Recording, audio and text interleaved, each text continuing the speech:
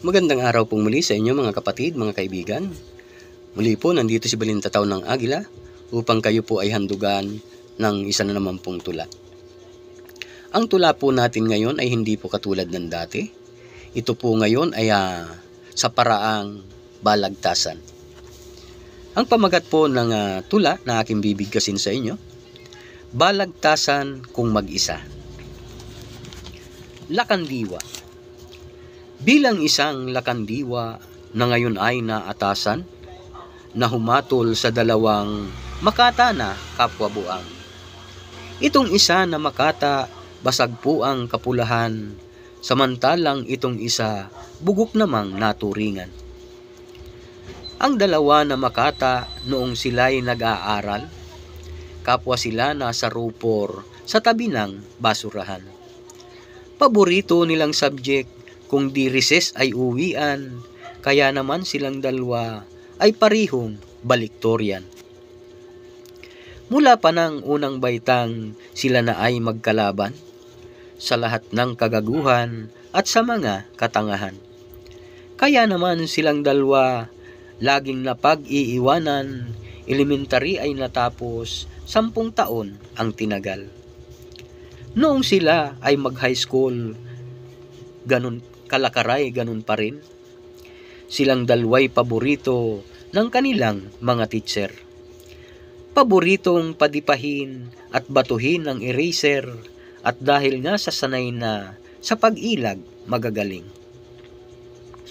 Akin na pong babanggitin ang timang paglalabanan. Ito'y paksang matagal ng problema ng karamihan. Alin kaya sa dalawa ang nauna sa pagsilang, itlog kaya o ang manok, atin na pong pasimulan. Ang makatang tatawagin ay ang panig nitong itlog. Si Itnok ang pangalan niya, kung tawagin ay si Bugo. Mahusay na mga tuwiran, lalo na at pabaluktot, simulan mo ang pagbigkas, katwiran mo ay itampok. Itnok. Salamat po ng marami, lakandiwang kulang-kulang, sa lahat ng papuri mo na hindi ko naibigan. Dito sa aking pagtayo ay aking patutunayan na ang itlog ang nauna, hindi manok nitong hunghang. Hindi po ba makatwiran na ang itlog ang nauna? Nagkaroon lang ng manok, ng itlog ko ay mapisa. Pagkat hindi mangyayari na manok niya ay magawa, kung di dahil sa itlog ko, sisiw ay di malilikha. Maliwanag na ang itlog ang nauna sa paglalang, pagkat lahat nagsimula, bata muna't nagkagulang. Hindi pwedeng ang matanday bumalik sa kabataan, pagkat ito'y balintuna, baligtad na kaisipan.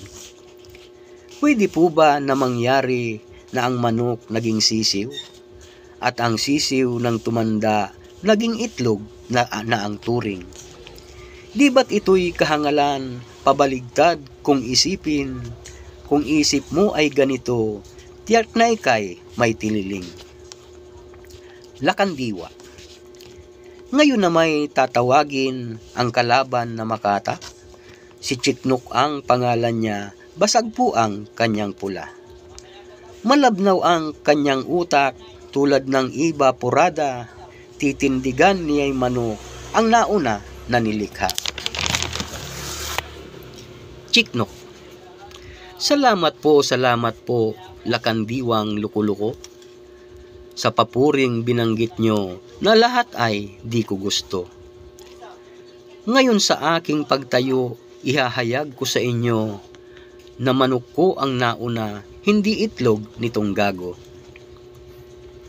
Ang itlog ng kalaban ko'y hindi pwede na mayari kung hindi po naglandian ang inahin at tinali. Nayari lang itong itlog nang siya ay pinaglihi nitong manok na inahin na sa itlog kumandili. Hindi pwede na mapisa ang itlog na sinabi mo, kundi dahil sa inahing humalimhim sa itlog mo. Kaya naman itong itlog bago sinilang sa mundo nang siya ay ipanganak ng inahin na manok ko. Hindi pwedeng sa paglalang ang mauna ay ang bata. Walang batang mayayari kung di dahil sa matanda. Kung bata ang mauuna, sino ang mag-aalaga? Ang itlog mo'y mabubugok, paglalang ay baliwala. Lakandiwa. Ngayon atin nang narinig katwiran ng bawat isa, ngunit hindi kumatimbang kung sino ba ang may tama. Parihong mayroong katwiran, kaya nga lang puro sala, sumasakit ang aking bangs, ang paghatol di magawa. Muli ko pong tatawagin ang Makata na si Itnok upang mga pahayag niya sa ating muling itampok. Sa lahat ng nakikinig, huwag po kayong papalaot kapag kayo'y nagpadala, masisira din ang tuktok. Itnok. Ito palang katalo ko ay makitid ang isipan, pagkat hindi niya alam, unang tao ay si Adan. Katunayan na ang itlog ang nauna sa pagsilang, taglay niya ang dalawang itlog niya sa katawan. Chiknok. Hindi mo ba nalalaman na may manok din si Adan? Kaya nga lang walang palong dahil ito ay panglaban. Katunayang ito'y manok, katunayang ito'y tandang, sa liig ay makikita, nakalawit ang balunan. Itnok. Ako'y hindi maniwalang ang taglay nga niya'y manok, pagkat walang balahibo at wala ring mga buntot. Kung talagang ito'y manok, bakit hindi tumilaok? Bakit kapag sinasakal, sumusuka ng malapot? Chiknok. Di rin ako maniwala na ang taglay nito'y itlog, pagkat ito'y nakabitin at magaling umindayog. Kapag hindi nahugasan, kumakati ang palibot, bakit kapag kinakmot mo, ang balat ay nalalapnos? Itnok. Ang manok daw ni Adan ay isang manok na panabong. Bakit naman ang kalaban hindi manok kundi tahong? Kung talagang yan ay manok, ba't atake urong sulong? At bakit siya'y walang tari? Ba't ulo ang bumabaon? Chiknok. Ito palang katalo ko ay maikli ang unawa. Bakit manok daw ni Adan ay sa tahong ikinasa? Kung sa manok inilaban ang manok niya na alaga, hindi sabong ang labanan, pingkian lang ng espada. Lakandiwa. Tigil muna, mga hangal na Makata. Wala akong nagustuhan sa tabas ng inyong dila. Sa lahat ng sinabi nyo at sa lahat na winika, puro kayo kabastusan, marurumi ang bunganga.